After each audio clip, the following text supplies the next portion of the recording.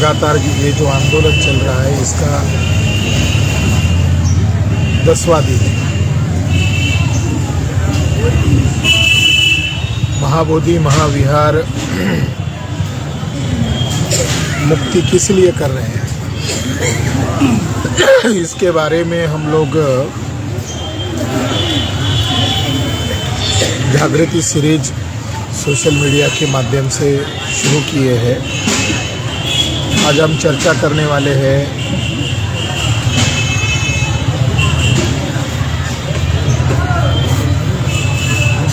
इस परिसर में शैववादियों ने और वैष्णववादियों ने जगह ऑक्युपाई किया है, जगह पर कब्जा किया है। और वो कब्जा करने की वजह महाबोधि महाविहार का जो अधिनियम बनाया 1949 उसके अंदर है। महाबोधि महाविहार के अधिनियम क्लॉज नंबर 2 में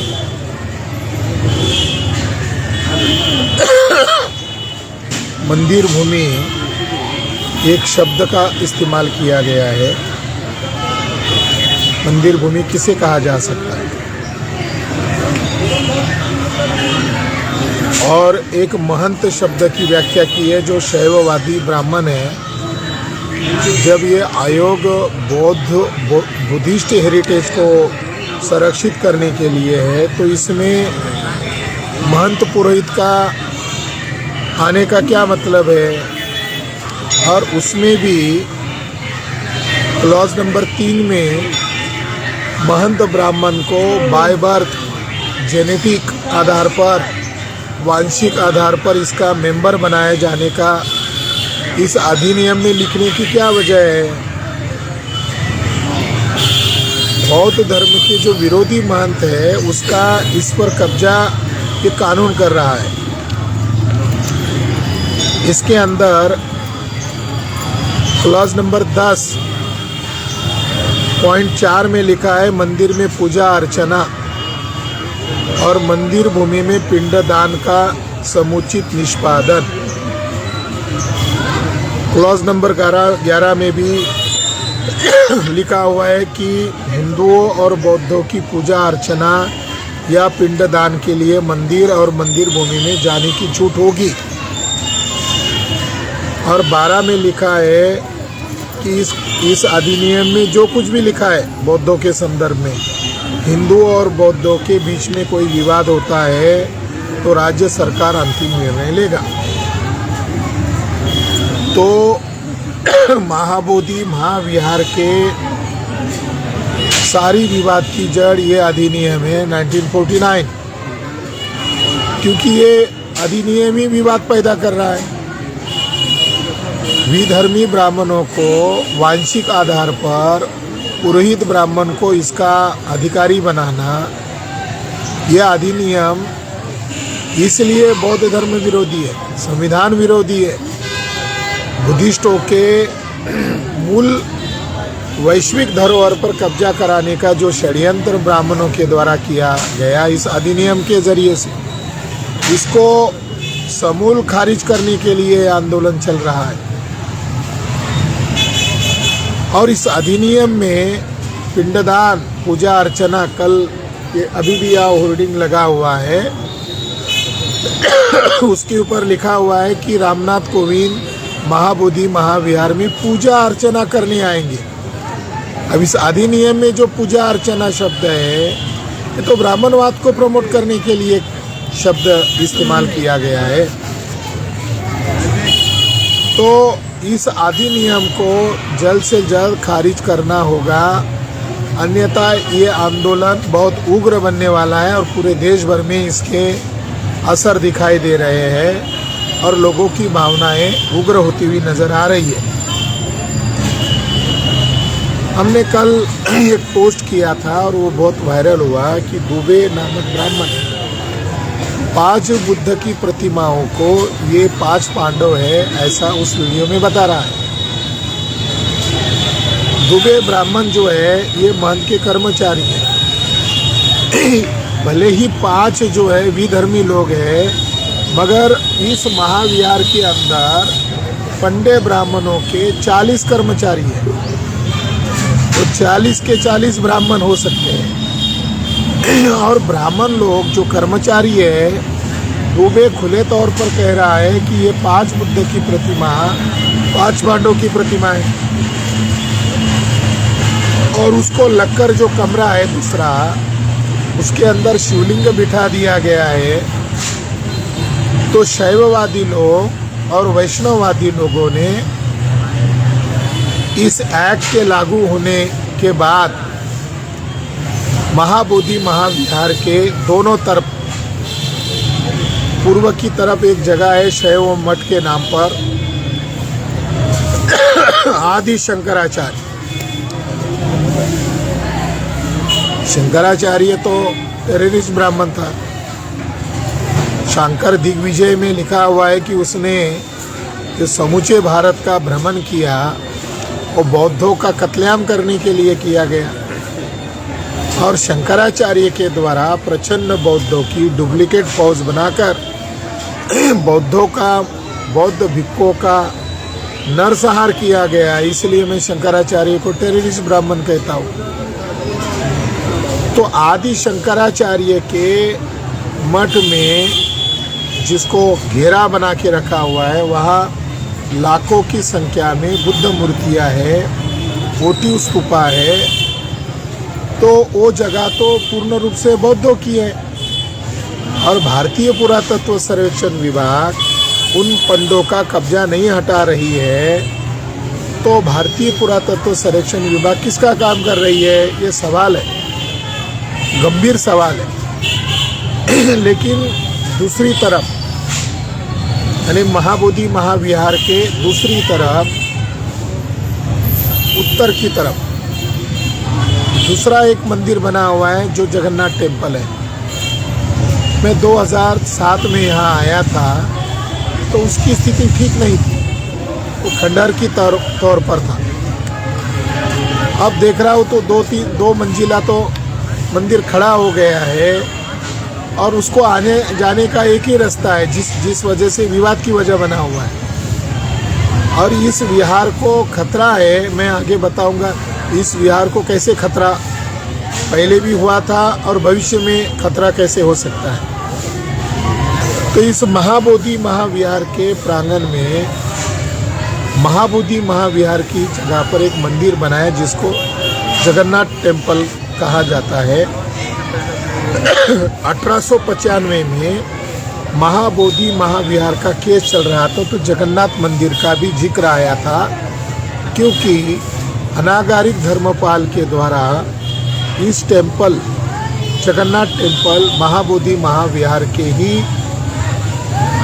जगह पर बनाया जा रहा था, और उसके अंदर उन्होंने बुद्ध की पद्मासन अवस्था में बैठी हुई मूर्तियाँ देखी थी, और उन्होंने महाबोधि के जर्नल में उसको छापा भी था कि जगन्नाथ टेम्पल की जो जगह है, जो महाबोधि से लगा हुआ है, ये मूलतः बौद्धों की जगह है। मगर आगे चलकर मामला उड़ीसा के जगन्नाथ टेम्पल का भी चर्चा में आया, और उड़ीसा के जगन्नाथ टेम्पल का राजेंद्र लाल मित्रा, जो बड़े इंडोलॉजिस्ट थे, बड़े संशोधक थे, आर्कोलॉजिस्ट थे, उन्होंने बोध गया पर एक रिसर्च किताब भी लिखी है। उनके जगन्नाथपुरी के जगन्नाथ टेम्पल का हवाला देते हुए लिखा गया है, और कोर्ट में उसको बाज़ाब्ता कानूनी रिकॉर्ड के तौर पर रखा था, जिसमें राजेंद्र लाल मित्रा ये कहते हैं कि उड़ीसा का जगन्नाथ टेम्पल ये मूलतः बुद्ध विहार है, उसमें बुद्ध की मूर्तियाँ आज भी है। ये रिकॉर्ड कोर्ट में लाया गया था। इतिहास की अगर बात करें तो जैसे महाबोधि महाविहार के निर्माता सम्राट अशोक है, उसी तरह जगन्नाथ के पुरी के मंदिर के जगन्नाथ मंदिर जिसे आज कहा जाता है, इसके निर्माता भी सम्राट अशोक ही है। 7वें सेंचुरी में वैनसंग जब उड़ीसा गए थे तो वहाँ पर बुद्ध के दांत के अस्थियों पर विहार सम्राट अशोक ने बनाया था, उसको वंदन करने के लिए वहाँ गए थे। बुद्ध की दांत के ऊपर 3 जगह पर स्तूप बनाए हैं, एक उड़ीसा में है, दूसरा अफगानिस्तान में है और तीसरा विदर्भ के भंडारा जिले में पौनी में है। वहाँ पर भी जगन्नाथ टेम्पल के नाम पर उस जगह पर कब्जा किया है। ये जो जगह है, ये जगन्नाथ टेम्पल जो है, ये जो जगह है इसके प्रीमाइसेस में संभवतः महाविहार था और ये महाविहार ह्वेन सांग ने 7वीं शताब्दी में महाबोधि संगाराम नाम से देखा था। 3 मंजिला बुद्ध विहार ये संगाराम था, 600 कमरे थे और लगभग 1000 भिक्षु वहाँ रहते थे। तो ब्राह्मणों ने संभवतः उसी जगह को ऑक्युपाई किया है और उसी के इंस्ट्रूमेंट से, उसी के पत्थरों से, उसी के दीवारों से ये मंदिर को रिकंस्ट्रक्ट किया गया है।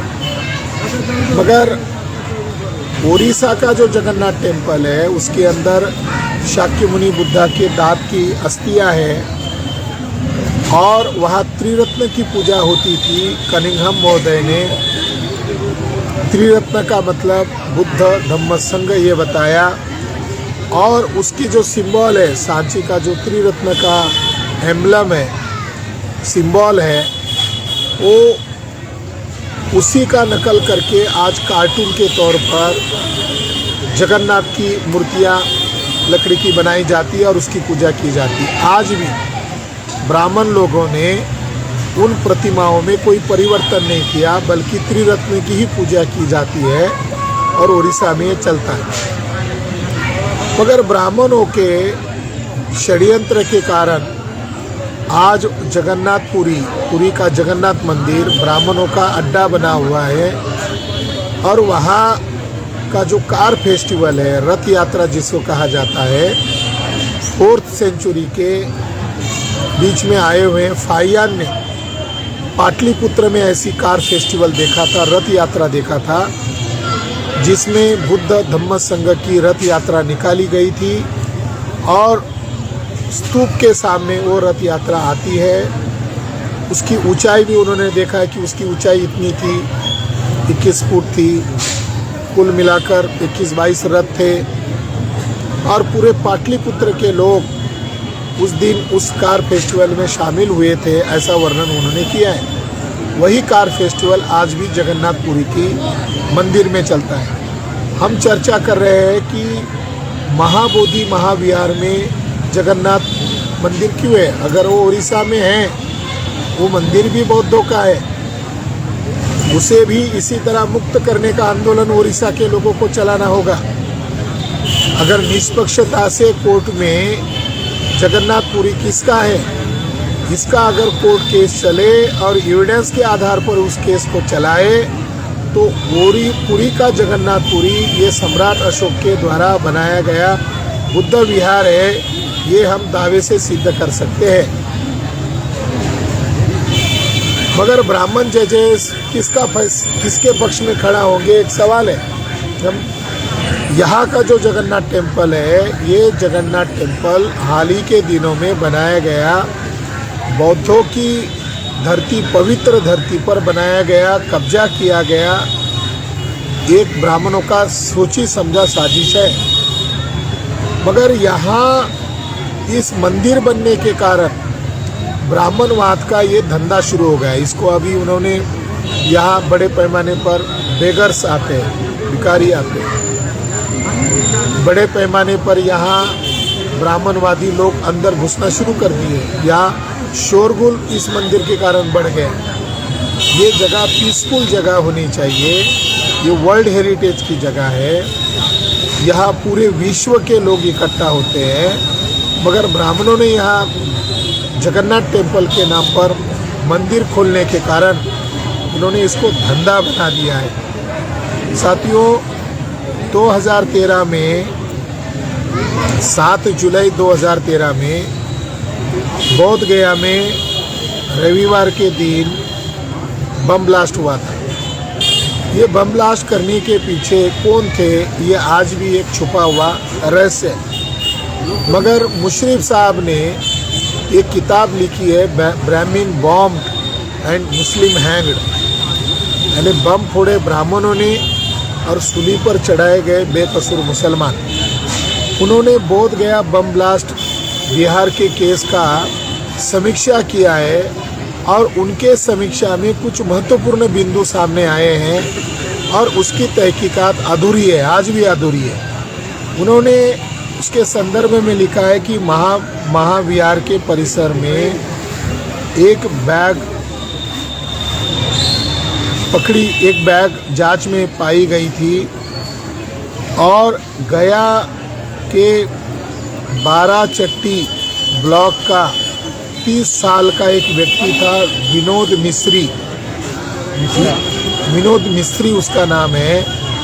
यह व्यक्ति को अरेस्ट भी किया गया और उसके जांच से कुछ बातें सामने आ गई थी। बैग में विनोद मिस्त्री का आइडेंटिटी प्रूफ मिला, भिक्खू का वेश मिला और एक कागज़ पर टुकड़े पर कुछ मोबाइल नंबर मिले थे। पुलिस को जांच में वो भिक्खू नहीं है ये पता चला, यानी भिक्खू के वेश में ये घुसा था होगा। उसके पास जो कागज़ पर जो नंबर मिले थे वो दिल्ली के पाए गए और 7 जुलाई को जो बम ब्लास्ट होने के पूर्व कुछ घंटे तक, यानी सवेरे 1 बजे से शाम के 4 बजे तक उस नंबर पर कॉल किया गया था। वो नंबर की अगर सही जांच की गई होती तो इस बम ब्लास्ट का कनेक्शन किसके साथ है ये पता चलता था। बोध गया में आने वाले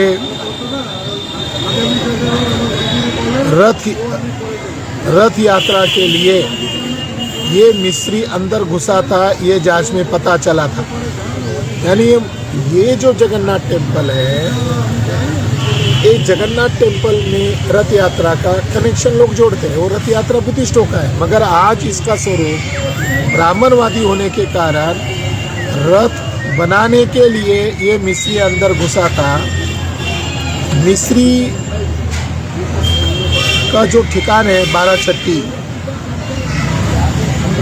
वहाँ माओवादी आतंकवादियों का अड्डा है और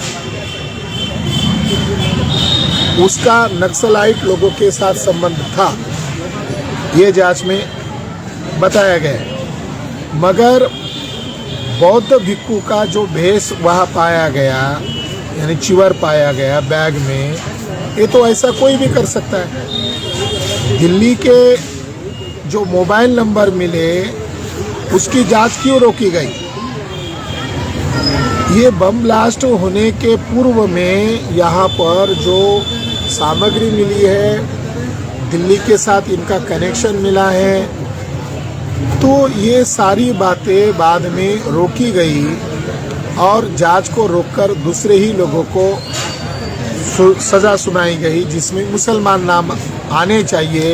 ये प्री प्लान लग रहा है, क्योंकि ये विश्व धरोहर है। जैसे पूरे इस्लामिक देशों का मक्का सेंटर है, उसी तरह पूरे विश्व के बुद्धिस्ट राष्ट्रों का ये पवित्र होली प्लेस है।